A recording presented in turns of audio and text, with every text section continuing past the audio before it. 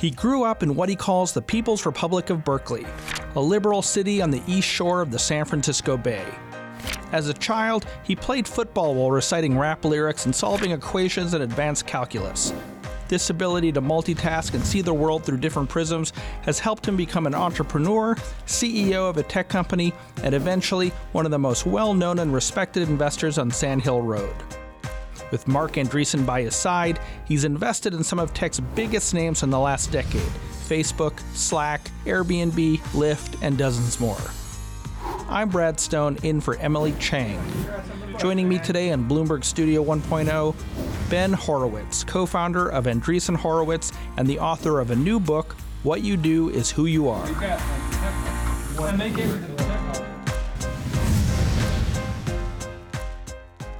Ben, books on corporate culture are not rare in the pantheon of business books, but books on corporate culture that involve a Haitian revolutionary, a prison gang leader, and an infamous Mongol general, that's unique. Tell us a little bit about the inspiration for digging that far back in history, profiling some unflattering portraits and using that to inform modern business lessons. When you think about culture, it's really complex. It's a complex topic. And so I'll just give you, it kind of started all from my own experience as CEO, where I was like, okay, how do I be a good CEO? So I asked all the old heads, like the OG CEOs, how do you do this? What should you focus on? And they're like, Ben, pay attention to culture.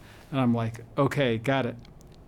What's that? How do I do that? And stuff got very vague. And I always wondered, well, why was it so vague? How do you do it? And it turns out that, all these little things that your employees ask themselves, what do I should I stay till 5 or till 8? Should I return that phone call today or tomorrow? Should I stay at the Red Roof Inn or at the Four Seasons?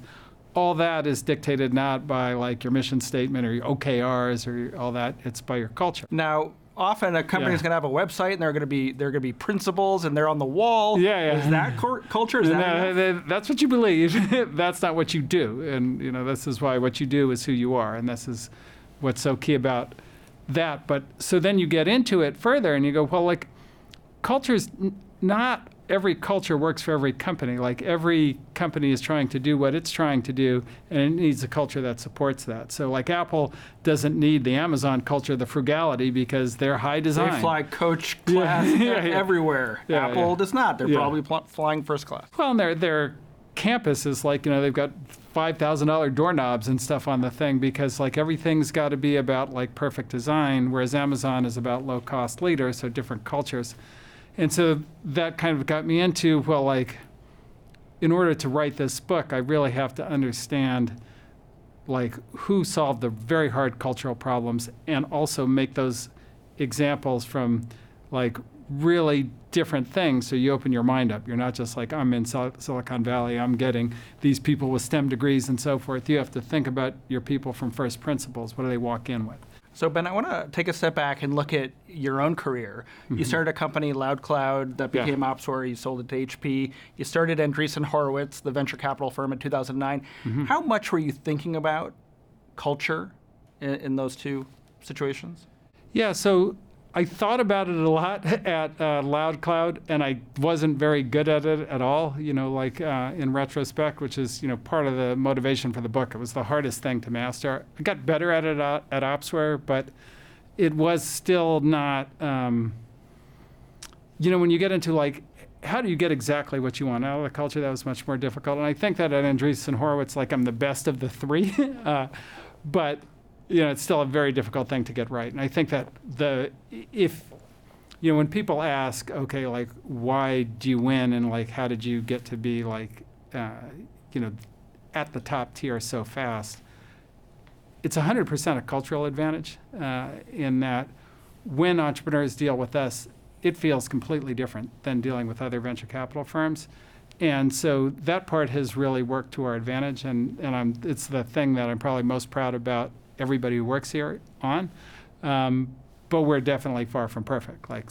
And I, quite frankly, have never met an organization that's anywhere near perfect. And building a good corporate culture, you have to be harsh sometimes. So you tell the story of Reed Hastings transforming Netflix from a DVD to a digital company, and he stops inviting the DVD executives to meetings. Yeah. Like well, to the executive staff, the most coveted meeting in the whole company. I'm sure they're not happy about that. So to what unhappy. extent do CEOs need to, to be tough and sometimes even cruel to create a good corporate culture? Well, look, sometimes it's necessary, and you have to be careful, right? Because is the cruelness out of intent for to be sadistic, or is it to demonstrate the priority or set the tone? Like here, I fine people $10 a minute for being late for a meeting. It's like, well, that person, she had to go to the bathroom. Why are you fining her $80? People got to go, you got to go. But it's the cultural point is we really value the time that entrepreneurs have to spend building the companies, and so we plan to do everything from finish our phone calls to go to the bathroom to whatever, and we are on time to that meeting. And that's more important than how unfair that particular fine was for that person. As I was reading the book, I kept wondering, are great cultural creators of corporate culture, are they educated, or is it instinctive? Like, for example, did Bezos and did Reed Hastings at Netflix study this, or did they just have a sort of implicit understanding of how to build these cultures? Yeah, that one of the reasons I wrote the book is I don't know what you would study. It's tricky. I mean, I ended up studying Toussaint Louverture, right? And we have to study the Haitian slave leader who you write about. How do you turn a slave army, guys who didn't even wear clothes, into an army that could defeat Napoleon? How do you do that? That was just an incredible question. And of course, Toussaint was obsessed with culture. Every aspect of his thought process always went through this cultural lens. As a leader, you can pick up on things like that and understand these examples. But I think, a lot of it is kind of naturally understanding how people are going to behave. If you do this, then they're going to act like that. But Toussaint is interesting because he's not perfect, right? He becomes a slave leader himself. Yeah. He asks his soldiers to be monogamous, and he is not. And the title of the book is who you are is what you do. Mm-hmm. And so there's a little bit of a contradiction there that sometimes good cultural leaders are not perfect themselves. Oh, 100%. And even with Jeff Bezos, right? Here's a guy who is a great cultural leader, and then all of a sudden, he's in the tabloids, and it's crazy. And you're like, what happened, Jeff? But that they were humans. I don't think there's anybody that's 100% end-to-end, and that's what the difference between people who get, massively criticized for their cultural flaws and people who get, super praised is a lot thinner than you might think on a lot of these things. But, it's what you do organizationally, right? What does every person do? How do they all behave? And, is that who you want to be, or is that far from what you want to be? And I think that, and the other thing is it changes and evolves, over time. You can have a good culture and lose it.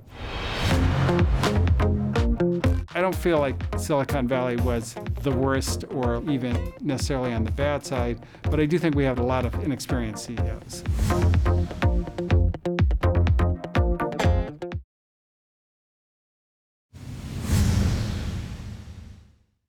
So I want to talk to you a little bit about modern Silicon Valley and some of the ways that your book applies. Mm-hmm. We're arguably coming to an end of a business cycle here. We might call it the unicorn cycle. Yeah, well, I don't necessarily mean we're going into the deca-unicorn cycle. Right, perhaps. But a lot of the big companies have gone public. Mm-hmm. There are a couple that are coming. Airbnb. Palantir. A lot of the companies that have gone public recently are underwater from their stock price, their IPO price.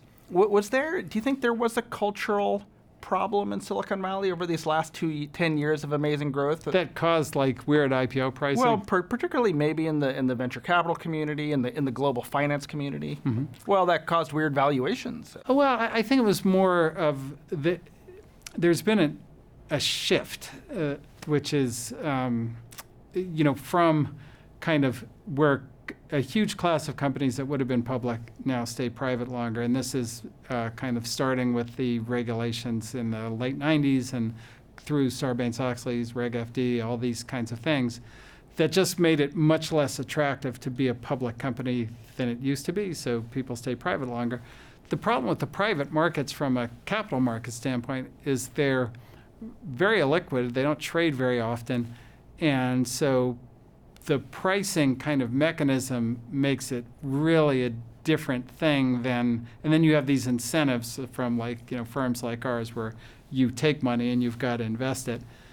And so I think it's more, it's less to do with the companies and more to do with the investors. And I think that the criteria that the private market investors have been using are clearly not the same as the public market. And then you have new entities like SoftBank, which are private investors that seek to replicate, the complete function of the public markets.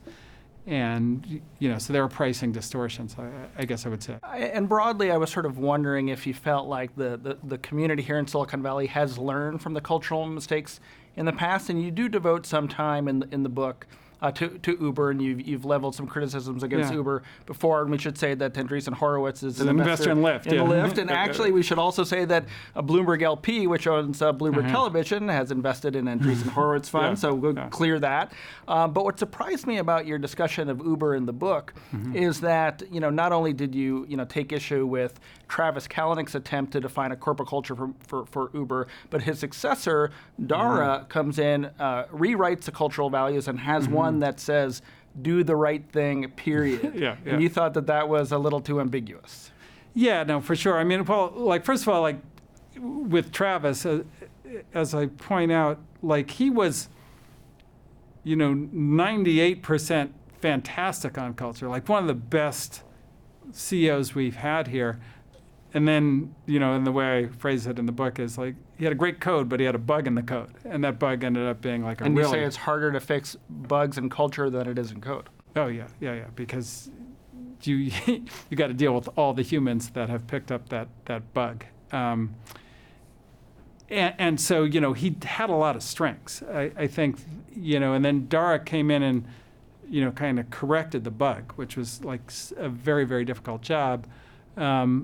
But in terms of getting back to the strength of that culture, it was a lot more vanilla. And I think do the right thing, period, is a great example of that. And that, in business, the difficult thing about ethics is what does that mean? In business, it's is the right thing I promised that I'd hit this number to my investor when I took the money. Is it the right thing to hit that number? Is it the right thing to make sure I tell the exact truth to the customer so they're not confused on things? Which is more the right thing? And unless you're explicit about ethics and what you mean by it exactly, is very, very unlikely to land in the way you want it to land. Have you had examples in your portfolio companies where you've been disappointed in the cultural stewardship of your founders? Of course. Can you give us an example? Well, I don't want to name names, but I had a conversation with one of our founders. They had, I would just say, a loose culture that looked like it was going to lead to harassment and all kinds of other stuff. And I said, something, when I entered the business, we used to wear suits to work. And they said, really? And I was like, do you know why we wear suits to work? It's no idea. I was like, so we would know we were at work? We didn't think we were at home, where we could get drunk, talk loosely. You can't, this is work. You got to let people know they're at work. That's not okay. So I've had many of these conversations over the years, but that's you're 22 years old or whatever, you started a company, you have a great invention. What do you know about any of this kind of thing? And so that's why the book. And I think that, in defense of everybody, not just in the portfolio, but way beyond the portfolio, I haven't spoken to a CEO who doesn't want to take culture seriously, but knowing how to do that is a whole other matter. And it tends to come last on the list of priorities when it's live or die. Right, exactly. Has Silicon Valley gotten better, particularly with the trials of this last batch of startups? I think that I don't think it was that bad relative to, I mean, certainly relative to like the media industry, Harvey Weinstein. I mean, these guys, we didn't have anybody that bad. I don't feel like Silicon Valley was, the worst or like even necessarily on the bad side, but I do think we have a lot of inexperienced CEOs. And I think that because of that, people haven't had the knowledge, the tool set to kind of create the culture that they wanted. In technology, in order to get to diversity the right way, you have to be able to see the talent. You have to see what people who come from different backgrounds can do that you may not be able to do yourself.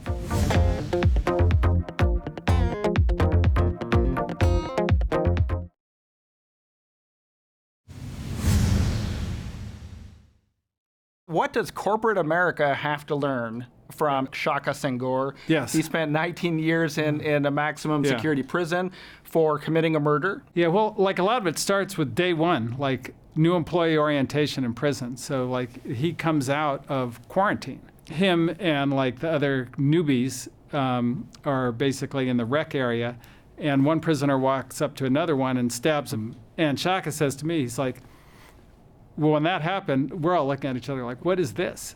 And I had to ask myself, he said, could I do that? Because I couldn't do that at that point. And that's what I needed to do to survive in prison.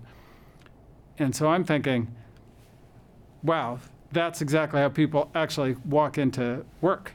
They come in and they're like, well, what do I have to do to succeed? How is that guy? How are the people who are ahead behaving? Because that's how I'm going to behave. I'm going to adopt that. And being able to understand that example was just powerful. But then he climbs up the ladder, like learns how to do, literally change himself. One of the most powerful gangs in the state prison system. Yeah. And, he had to ask himself, and it was a really interesting thing because when people read his book, they're like, oh, it's a story of redemption and this and that and the other. But like he didn't find Jesus. None of that happened. It was much more like a classic leadership thing. It's like, oh, now I'm in power. Okay, what's next? My whole life was climbing the career ladder. Now he climbed it in prison. And now I'm in charge and like, who do I really want to be? Who do I want this organization to be? And then that process was really amazing how he changed himself and then what did he do with this gang. gang that you feel like are fundamentally good leadership values?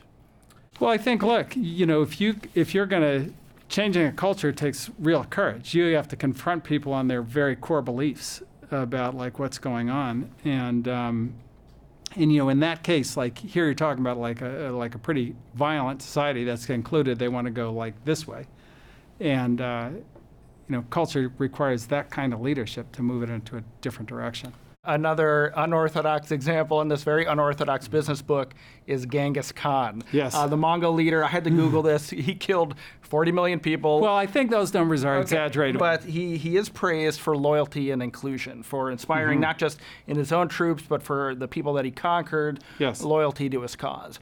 And I felt at some point, in reading it, that it was a little like complimenting Kim Jong-un for his fashion sense, right? He did some things well, but he's not. But tell me why? What lessons we should take from studying Genghis Khan? Yeah. So look, I think inclusion was one of the things I wanted to cover because I think it's something that people get very confused on. So a lot of and a lot of it is driven by. How you want people to see you, not what you do, but how you want people to see you. So it's like, well, if I have this many women, this many underrepresented minorities, then I get the gold star, like I'm okay.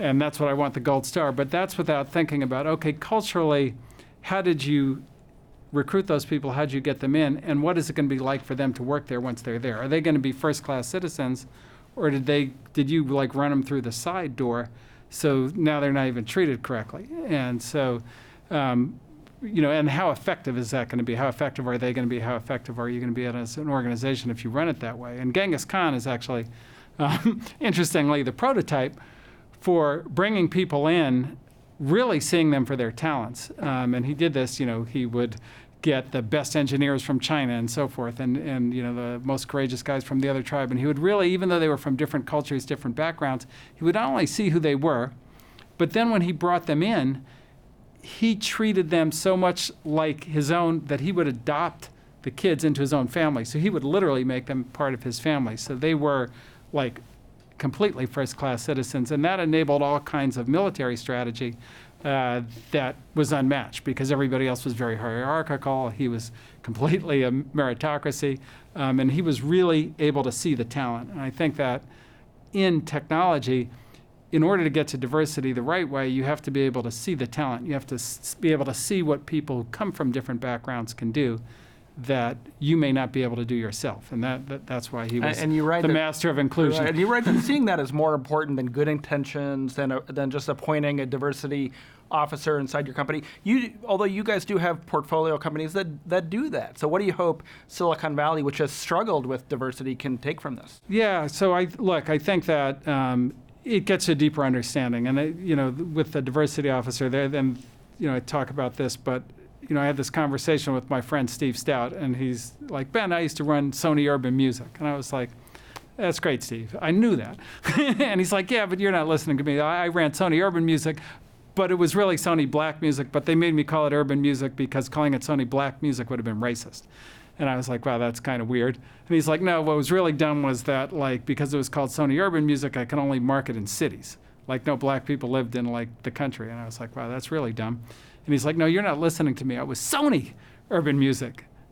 I had Michael Jackson. What white people don't like Michael Jackson? It wasn't black music. It was music. And I was like, snap, that's exactly what we do with talent in Silicon Valley, right? People. We have urban talent. Okay, we're going to force a certain kind of talent that we don't understand through another door called the diversity door. And then we're not going to actually let it be all it can be. And the epilogue to that story is, as soon as they got rid of the whole industry distribution structure and urban music and all that, and it went to streaming, black music, hip hop music is 95% of the top 100. And so they had restricted the whole thing. They had limited the whole talent thing by creating this special talent group. And I think we do a lot of that here. And so a lot of the point of that chapter is, how do you get away from that? And how do you make it just talent and not urban talent? Ben, you use one other major example in the book, the Japanese samurai, and how they contemplate death as a way to focus themselves and find meaning. Right. And I was wondering, and you kind of suggest that maybe entrepreneurs contemplate the death of their companies. I was wondering if you do that, if you meditate upon the disastrous end of this venture capital firm, Andreessen Horowitz. So I do, And, with the samurai, it comes from this place of, okay, do this like it's the last time you're going to do it. And if this was the last time you ever, and it's everything from take a bath, did you do it right? To this day, Japanese craftsmanship is, I would say best in the world on a million different crafts. It's crazy how good they are at things. And it comes from this kind of cultural idea. And I think for us, it really is about, and I teach new employee orientation here, and I say, look, what you're going to remember isn't what deals we did or this and that and the other. You're going to remember what it felt like to work here, how when we worked with companies, how that made them feel, whether that made them better or worse, whether that made them more anxious and arbitrary or better leaders. And so everything that we do, you got to keep that in mind. When this is over, what was it like? I adopted that from the samurai. I think it's a powerful way to think about your job. And when you wake up and okay, if this is the last day we do this, how are we going to do it? Ben Horowitz, author of What You Do Is Who You Are. Thanks for joining us.